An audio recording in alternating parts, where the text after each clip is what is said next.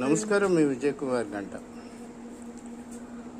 రైతు బజార్లలో రైతు చాలా హీనంగా చూడబడుతున్నాడని ఈ మధ్య 4-5 రైతు బజార్లని సందర్శించిన సందర్భంలో స్పష్టమైంది. రైతు బజార్లో స్టాల్లో 30 రూపాయలు టమాటా అమ్ముతుంటే, అదే రైతు బజార్లో ఒక మూల టమాటాలు కుప్పేసుకొని రైతులు వాళ్ళ కార్డు చూపించి మరి 10 రూపాయలకే అమ్ముతున్నారు. ఇంత వ్యత్యాసమైనటువంటి పరిస్థితులు రైతు బజార్లో కనపడాయి. ఒక టమాటానే కాదు, దోసకాయ, బంగాళదుంప కాదు, దోసకాయ, బీరకాయ, వంకాయ, బెండకాయ అని దగ్గర 5 నుంచి 15 రూపాయల వరకు వ్యత్యాసం కనపడుతుంది.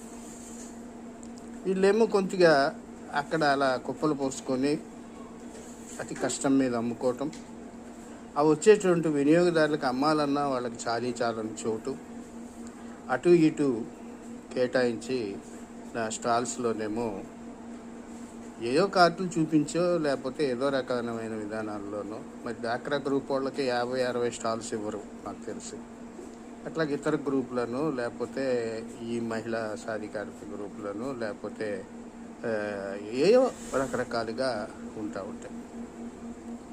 ఇంకా రైతు బజార్ రాజకీయాలు తెలియనివి కావు.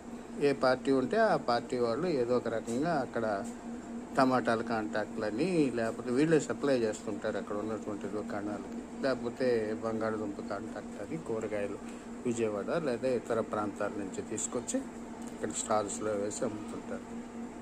అక్కడే టెండర్ వ్యాపారం అంటే వడ్డీ వ్యాపారం కూడా జరిగిపోతాం. రైతు బజార్లు ఎవరి కోసం ఉద్దేశించారు? రైతుల కోసం. ఈ రైతులేమో అలో రామచంద్ర అంటూ దిక్కులేని రీతిలో అదే బజార్లో ఒక మూలన లేదా స్టాల్స్ నడుమ వినియోగదారులు మీద పడుతుంటే, ఫోన్పే వ్యవస్థ లేక కొంతమంది డబ్బులు ఇవ్వకుండా ఇచ్చేసామని ఎగ్గొడుతుంటే, ఇబ్బంది పడుతుంటే అసలు మార్కెటింగ్ శాఖ ఏం చేస్తుంది? అక్కడ ఉండే ఎస్టేట్ ఆఫీసర్ నిద్రపోతారా? ఏంటనేది అర్థం కాదు. నేను కీలకంగా ఈ పరిస్థితి ఎన్టీఆర్ జిల్లాలో చూశాను. చాలా రైతు బజార్లు, ఒక్క రైతు బజార్ అని స్పెసిఫిక్గా చెప్పడం తప్పు.